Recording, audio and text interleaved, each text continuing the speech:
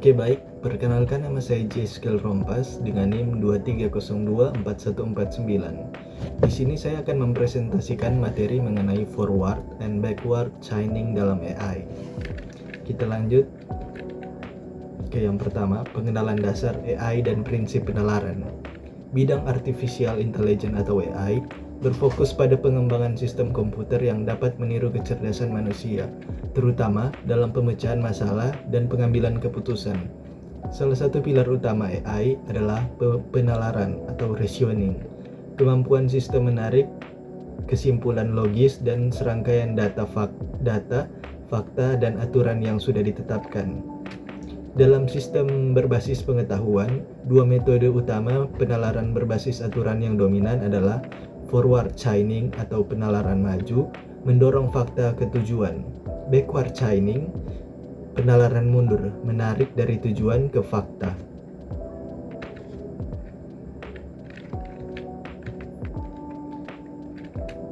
Oke, kita lanjut ke slide berikutnya, forward chaining, penalaran maju. Definisi konsep. Forward chaining adalah pendekatan yang dimulai dari fakta-fakta awal yang diketahui dan secara progresif menerapkan aturan-aturan interferensi atau produksi untuk menurunkan pengetahuan baru. Arah inferensi. Proses ini bergerak dari premis ke kesimpulan. If A, then B.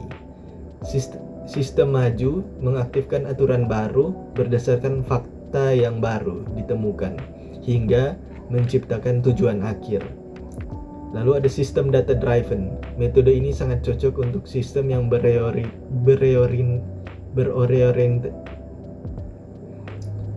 Lalu ada sistem data driven. Metode ini sangat cocok untuk sistem yang berorientasi data seperti sistem inferensi otomatis, deteksi anomali, dan skenario di mana semua data input sudah tersedia di awal. Ilustrasi aturan dasar pertama. Contohnya begini, jika jalan dari A ke B, maka A terhubung ke B. 2. Jika A terhubung ke B dan B terhubung ke C, maka A terhubung ke C. Oke, contoh penalaran maju. Menemukan rute kota A ke kota C. Fakta awal, input data. Fakta pertama adalah ada jalan dari kota A ke kota B. Fakta kedua, ada jalan dari kota B ke kota C. Aturan basis pengetahuan. Jika X ke Y, maka X terhubung ke Y. Jika X terhubung ke Y dan Y terhubung ke Z, maka X terhubung ke Z. Jadi langkahnya, yang pertama deduksi A ke B, dan langkah kedua deduksi B ke C, dan langkah ketiga integrasi. Ya, lanjut ke backward chaining, penalaran mundur. Backward chaining adalah strategi penalaran yang berfokus pada tujuan atau goal yang ingin dicapai, kemudian bekerja mundur, backward, untuk mencari fakta-fakta sub tujuan yang diperlukan untuk membuktikan tujuan tersebut. Ada goal driven, proses dimulai di hipotesis dan mencari bukti. Pencarian terfokus, sistem hanya memeriksa aturan dan fakta relevan dengan tujuan awal, menjadikan lebih efisien di domain yang besar. Lalu ada aplikasi, ideal untuk sistem pakar, misalnya diagnostis medis, di mana diagnosa atau tujuan perlu didukung oleh gejala atau fakta. Contoh penalaran mundur, mencapai tujuan atau goal, kota X ke Z. Backward chaining efektif dalam sistem yang berfokus pada pembuktian hipotesis tertentu. Pertama, tujuan atau goal. Haruskah seseorang dapat melakukan perjalanan dari kota X ke kota Z? Lalu kedua, mencari persyaratan. Sistem mencari aturan yang memiliki X ke Z. Sebagai kesimpulan, misal, if X ke Y dan Y ke Z, then X ke Z. 3. Verifikasi fakta. Sistem kemudian mencari fakta di basis pengetahuan untuk membuktikan X ke Y dan Y ke Z. Kesimpulan, fakta ditemukan X terhubung ke Y dan Y terhubung ke Z. Kesimpulan, X dapat mencapai Z.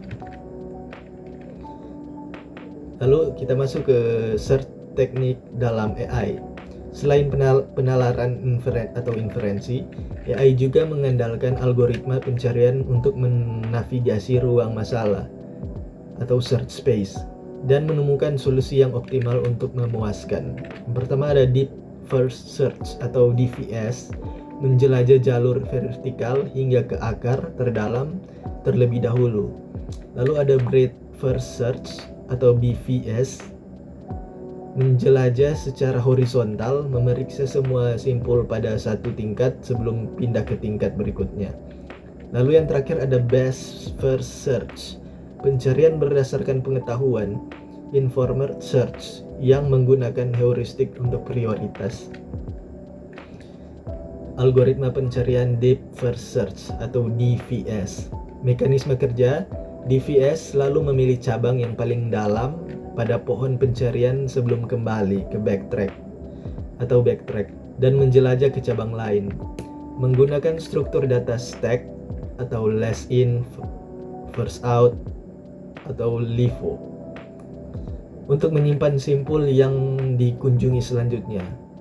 Kelebihan dan kekurangan. Kelebihan membutuhkan memori yang relatif kecil. Kekurangan, risiko terjebak dalam jalur yang tidak terbatas atau sangat panjang, yaitu looping. Jadi analoginya seperti seorang penjelajah gua yang mengikuti satu lorong sampai mentok sebelum mencoba ke lorong lain. Lalu algoritma pencarian Breadth First Search atau BFS. Mekanisme kerja, TVS menjelajahi semua simpul tetangga pada tingkat level yang sama atau kedalaman yang sama sebelum bergerak ke tingkat selanjutnya. Menggunakan struktur data QQ, first in atau first out, untuk memastikan eksplorasi horizontal yang sistematis. Keunggulan utama, BFS dijamin akan menemukan solusi dengan jumlah langkah terpendek atau solusi optimal, asalkan solusi memang ada. Dan yang terakhir ada Best First Search heuristic. Basis pengetahuan informer tidak seperti DVS atau BFS yang buta. BFS menggunakan informasi tambahan heuristik untuk memandu pencarian. Fungsi evaluasi, setiap simpul yang potensi dinilai menggunakan fungsi heuristik untuk memprediksi seberapa dekat simpul tersebut dengan tujuan. Pencarian efisiensi, fokus pada jalur yang paling menjanjikan, mengurangi jumlah simpul yang harus diperiksa secara signifikan, meningkatkan efisiensi. Keterbatasannya, kualitas solusi sangat bergantung pada akurasi fungsi heuristik. Jika heuristik buruk, pencarian bisa menjadi tidak optimal atau bahkan gagal. Kesimpulan, forward chaining penalaran maju dari fakta ke kesimpulan, backward chaining penalaran mundur dari tujuan ke fakta. DVS, BFS, dan Best First Search, teknik pencarian untuk menemukan solusi optimal. Kombinasi reasoning dan search membuat AI dapat berpikir dan mengambil keputusan secara cerdas. Demikian presentasi saya. Terima kasih.